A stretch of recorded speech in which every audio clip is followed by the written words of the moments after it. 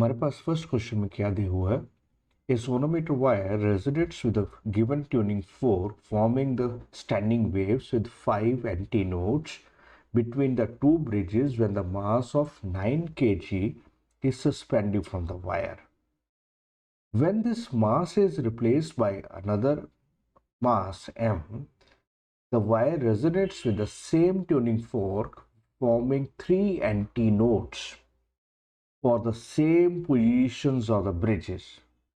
What the value of m is, हमारे पास option क्या है, A option is 25 kg, B option is 5 kg, C option is 12.5 kg and D option is 1/25 kg.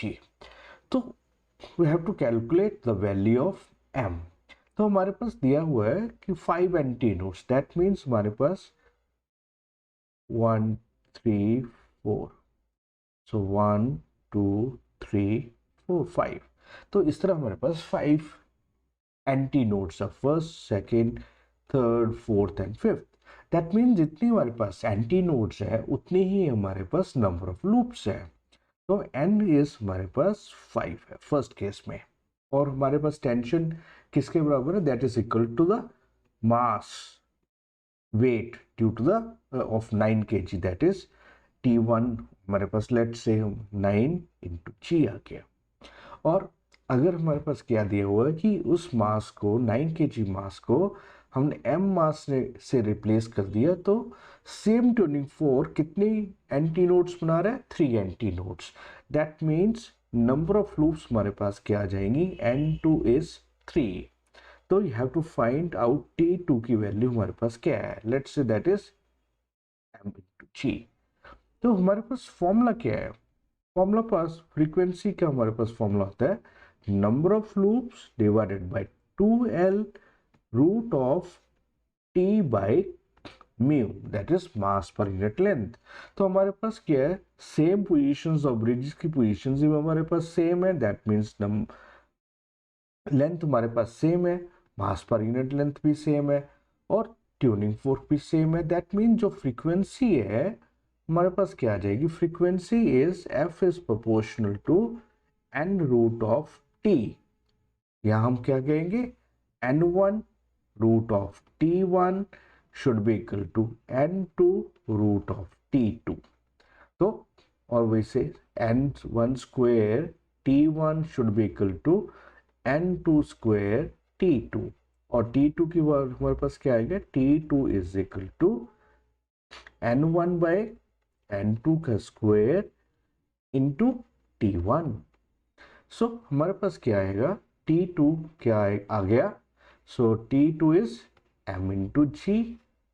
It will be n1 कितना है 5, 5 का square 25 divided by 9 का 3.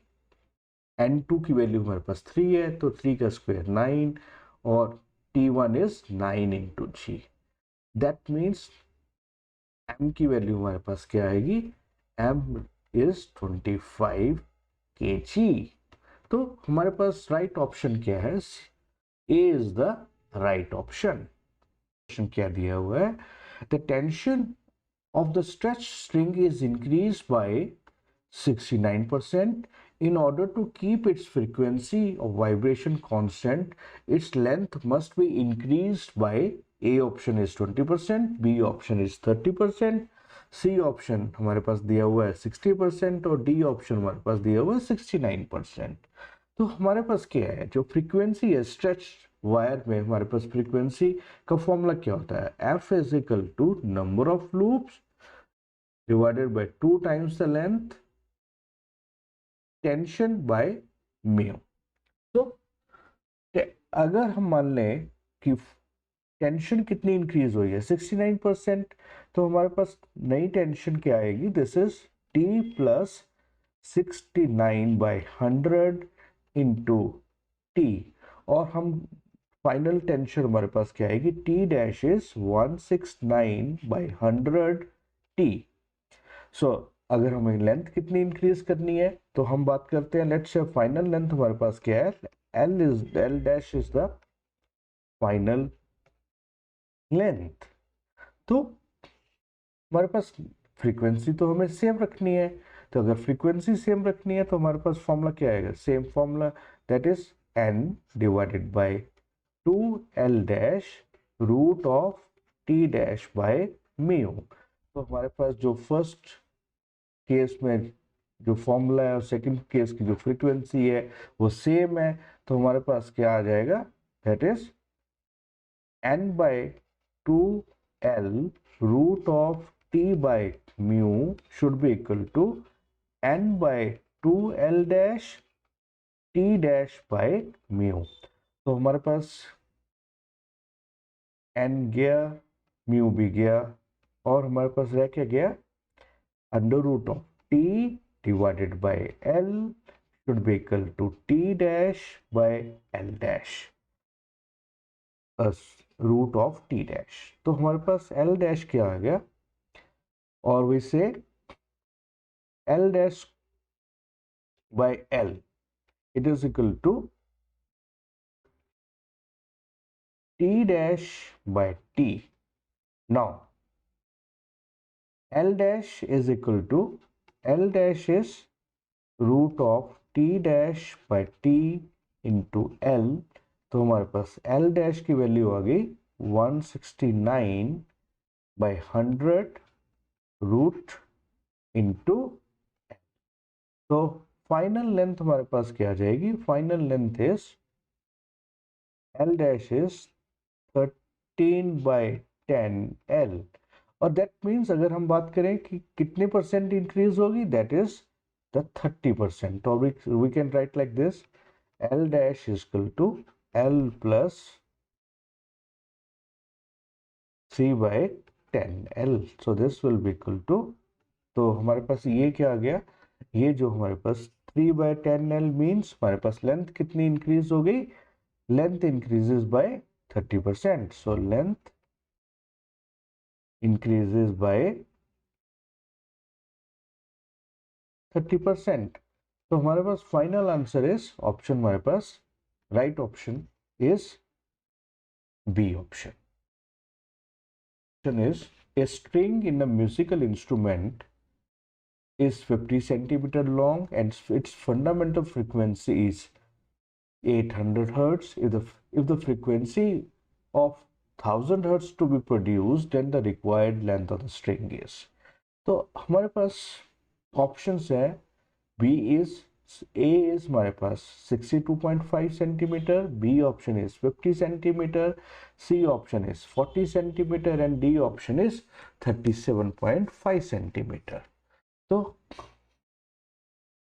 Now frequency जो है, fundamental frequency क्या है, स्ट्रेच वायर में fundamental frequency is given by F is 1/2L root of tension by mu. Again now हमें लेंथ कितनी चाहिए, फ्रीक्वेंसी अगर 800 हर्ट्ज से इंक्रीज होके 1000 हर्ट्ज हो जाए तो लेंथ हमारे पास कितनी इंक्रीज करनी है, तो हमारे पास क्या आ जाएगा, F is 800 hertz, let's say final is F dash is 1000 hertz, original length हमारे पास इज 50 सेंटीमीटर, और फाइनल लेंथ हमारे पास L dash is to be find out. तो हमारे पास क्या आएगा, let now final frequencies F dash is 1/2 L dash root of T by mu, right. तो F dash by F is equal to L by L dash, और L dash is F by F dash into L। तो हमारे पास फाइनल लेंथ कितनी आएगी, this is 800 divided by 1000 hertz, frequency हमारे पास कितनी है, L ओरिजिनल लेंथ कितनी है 50 सेंटीमीटर। तो हमारे पास क्या आ जाएगा, दिस इज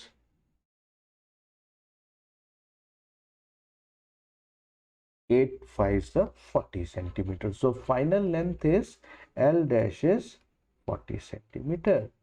तो B इज, सो हमारे पास C is the right option.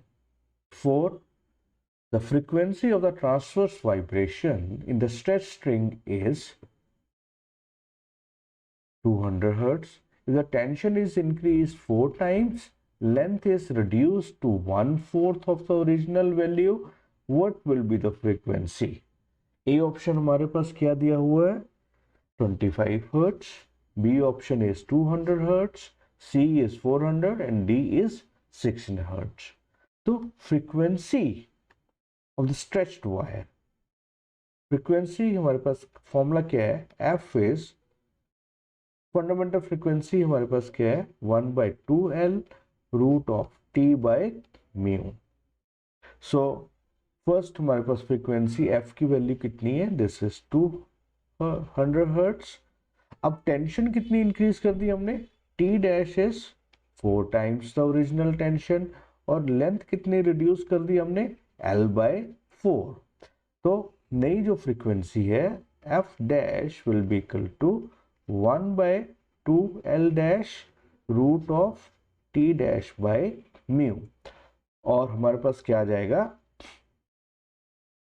This is F dash is 1/2 times L/4 root of 4T by mu. This is mu, right. तो हमारे पास आ जाएगा F डैश इज, ये 4 ऊपर चला गया 4L बाय, सॉरी हमारे पास क्या आएगा, तो हमारे पास आ गया F डैश इज 4 ऊपर किया 2 टाइम्स L, ये root 4 means 2 root of T by mu. 4 into 2 that means 8 times 1/2L root of T by mu. So obviously F dash is 8 times the original frequency, और हमारे पास answer कितना आ गया 8 into 200 hertz, और this is 1600 hertz. तो हमारे पास right option is D, हमारा जो ऑप्शन है वो हमारा राइट ऑप्शन है.